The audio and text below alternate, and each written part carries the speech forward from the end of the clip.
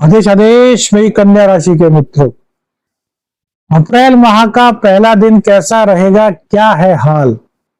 काफी दिनों बाद आपसे मुलाकात हुई। स्वास्थ्य के कारण बड़ी दिक्कत हो रही थी मेरे मित्रों, अब थोड़ा ठीक हुआ है तो फिर आपके बीच आए हैं। आज के राशिफल की बात करें उससे पहले बात करते हैं पंचांग की।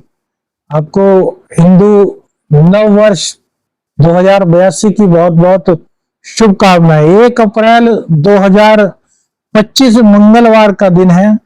चैत्र शुक्ल पक्ष की चतुर्थी तिथि है। मां शक्ति की उपासना का दिन है मेरे मित्रों।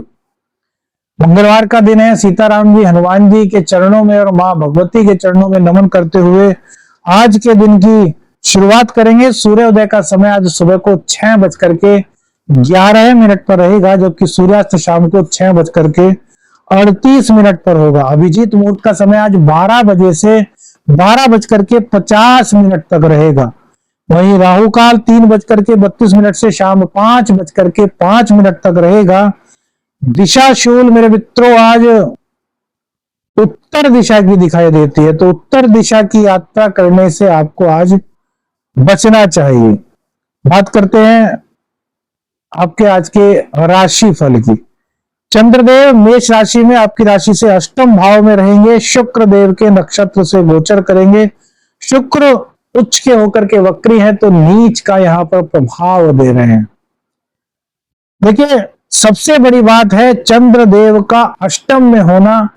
यहां पर 2-3 चीजें आपको बहुत अच्छी तरीके से समझ लेनी चाहिए। मन परेशान, मन में उदासी, मन में अनजाना सा भय आपके रहेगा।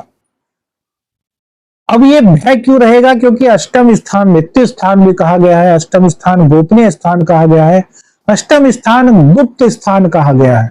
और एकादश का मालिक जब यहां पर बैठता है तो वो भी चंद्रमा, तो मन को बोझिल कर देता है। अब मां शक्ति की उपासना से आज के दिन की शुरुआत कीजिए। तो आज मां को दूध में केसर डाल करके उसका भोग सुबह सुबह लगाइए, तो एक तो जो मन की अशांति है वो दूर होगी, मन का बोझ हट जाएगा, मन में एक अलग तरह की उमंग आएगी भक्ति की, इसी एक उपाय से।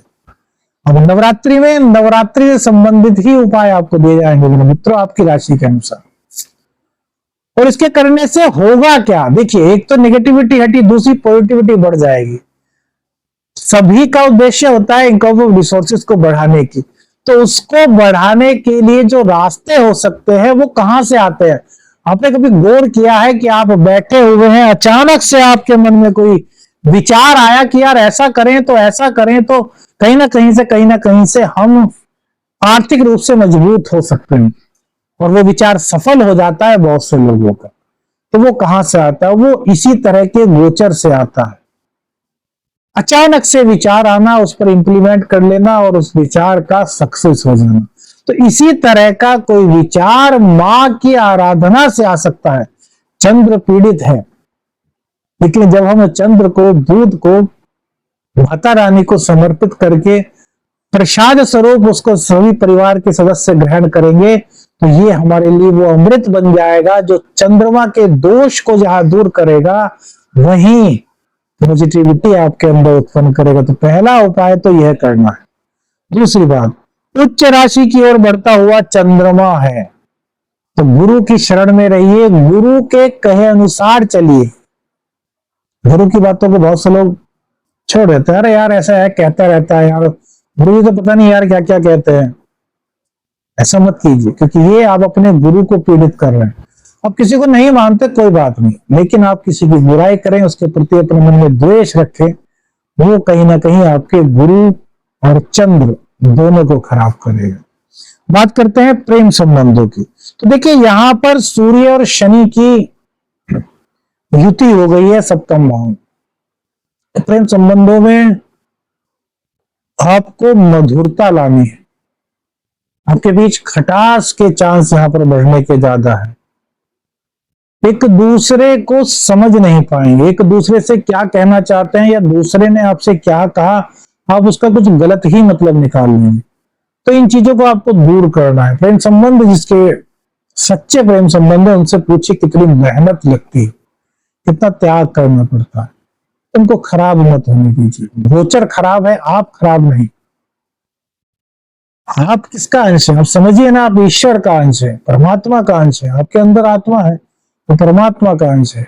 गोचर खराब हुआ इसका मतलब हम खुद को खराब कर ले नहीं। निकालिए इन चीजों को, क्योंकि यहाँ पर प्रेम संबंधों में धोखा भी दिखाई देता है, प्रेम संबंधों में आपसी मन मुटाव भी दिखाई देता है। तो उसके लिए क्या उपाय करें? बहुत सारे लोग जो प्रेम प्रेमिका है वो भी इस राशिफल को देखते हैं। बहुत लोगों के कमेंट्स आते हैं प्रेम जीवन के लिए बताइए, तो प्रेम जीवन के लिए भी उपाय बताना शुरू करेंगे। आज का जो प्रेम संबंध का सबसे बढ़िया उपाय है मेरे मित्रों, वो है आज मंगलवार को आप हनुमान जी की शरण में जाइए, उनको गुलाब के पुष्प की माला भेंट कीजिए और प्रत्येक गुलाब के फूल पर आपको जरा जरा सा हनुमान जी का सिंदूर लगा देना है। और सिंदूर के साथ थोड़ा सा कोई भी इत्र हर गुलाब के फूल पर लगा दीजिए और उसको हनुमान जी को अर्पित कीजिए। तो वहीं बैठ करके सीताराम सीताराम का जाप कीजिए। बहुत से लोग कहेंगे हनुमान जी बाल ब्रह्मचारी हैं। भैया वो बाबा हैं, उनको सब पता है कि प्रेम सच्चा है, कि दूसरे से प्रेम सच्चा है। तो इस उपाय को लगातार करने से मन मुटाव दूर होंगे, हनुमान जी की कृपा मिलेगी। लेकिन यह उपाय सिर्फ वही लोग करें जो सच्चा प्रेम कर सकते हैं। जो आकर्षण में है, जो भोग विलासिता में है, वो इस उपाय को ना करे भैया, वरना हनुमान जी को अपनी गदा चलाते हुए देर नहीं लगती।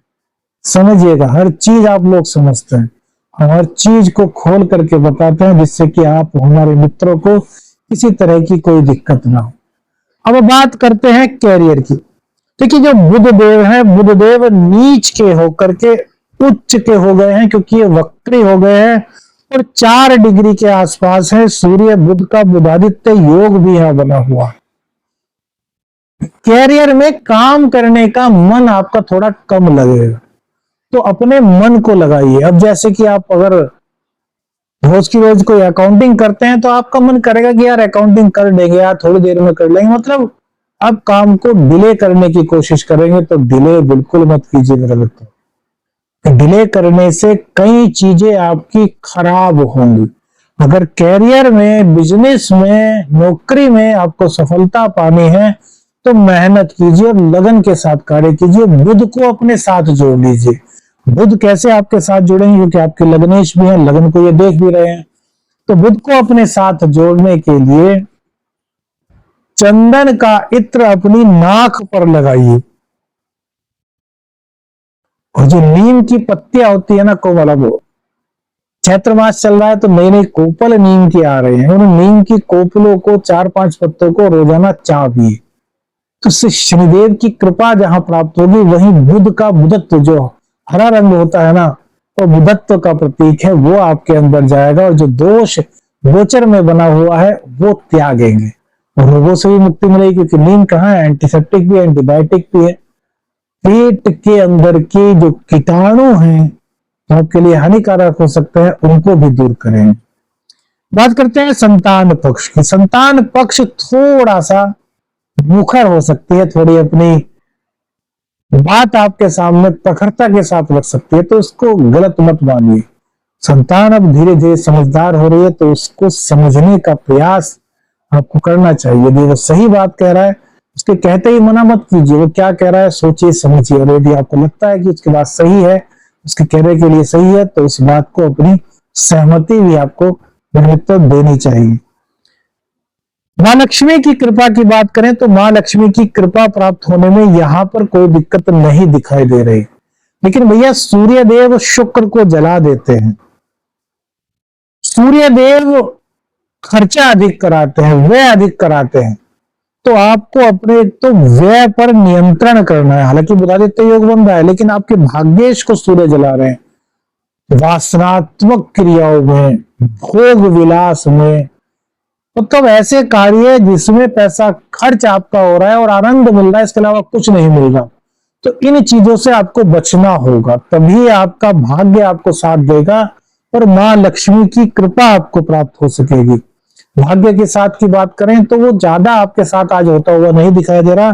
तो भाग्य को मजबूत करने के लिए माता रानी की आराधना करें। उपवास आप सभी लोगों के चल ही रहे होंगे, सभी नवरात्रि चल रही है, तो खुद को मजबूत करते हुए कम से कम आधा घंटा 1 घंटा क्या करें, अर्गला और कीलकम का पाठ करें। और उसके बाद अर्गला स्तोत्रम होता है, कीलकम होता है, उसके बाद कवच का पाठ करें, भगवती कवच का। तो ग्रह गोचर में जो स्थिति बनी हुई है कि भैया बहुत भयंकर स्थिति इस वक्त शुरू हो गई है, तो ये दूर होगी आपकी। इन गलत परिस्थितियों को, इन गोचरीय जो दुष्परिणाम देने वाली परिस्थितियां, इनको आप दूर कर सकते हैं।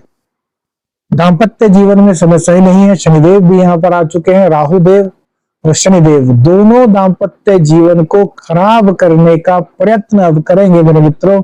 आपको बहुत संभलना है, बात को ध्यान रखिएगा, बहुत संभलने की आवश्यकता है मेरे मित्रों। दाम्पत्य जीवन को संभालिए, क्योंकि अब कन्या राशि पर कंटक शनि शुरू हो चुके हैं। अब सब लोग चाहें तो अपनी अपनी कुंडली का अध्ययन कराइए, क्योंकि सबके लिए अलग अलग उपाय होंगे, लेकिन एक उपाय जो जनरल प्रेडिक्शन है वो आप सभी लोग कर सकते हैं। तो क्या उपाय है मेरे मित्रों? शनिदेव की आराधना। कैसे आराधना? एक आता है दशरथ कृत शनि स्तोत्र, रोज आना शाम के समय, रात्रि के समय 8 बजे के करीब, 9 बजे के करीब दशरथ कृत शनि स्तोत्र का पाठ कीजिए। दाम्पत्य को सुधारने के लिए, अपने रोजगार के साधन को बढ़ाने के लिए, तरक्की पाने के लिए, और दूसरी चीज प्रेम को पाने के लिए, दूसरी चीज सुंदर कांड का पाठ मंगलवार और शनिवार में करना बिल्कुल भी मत भूलिएगा। बार बार आपको बताएंगे, यह उपाय सबसे गजब उपाय है मेरे मित्र। विशेष क्या हो सकता है आज? देखिए, विशेष की स्थिति ऐसी है कि यदि आपने पूर्व में कोई गलत कार्य किया है तो आज आप पर आरोप प्रत्यारोप लगाया जा सकता है, और कहीं ना कहीं आपके खिलाफ कोई केस मेरे मित्रों बन सकता है। सावधान रहें, किसी का अपमान ना करें। जाते जाते किसी से हल्की फुल्की सी टक्कर लग गई और वहीं पर आपकी किसी से लड़ाई झगड़ा हो गया और आपके खिलाफ केस हो गया, इस तरह का मामला आपके साथ हो सकता है। तो बी केयरफुल मेरे मित्रों। उपाय हम आपको बता चुके हैं। आदेश आदेश अलख निरंजन। हर हर महादेव।